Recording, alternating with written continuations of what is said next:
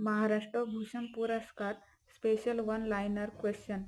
महाराष्ट्र भूषण पुरस्कार 2024 राम सुतार यांना जाहीर झाला आहे. राम सुतार हे धुळे जिल्ह्यातील गोंदूर या गावचे रहिवासी आहेत. राम सुतार हे शिल्पकला या कलेशी संबंधित आहे. जगातील सर्वात उंच पुतळा स्टॅच्यू ऑफ युनिटीची डिझाईन ही राम सुतार यांनी केली आहे.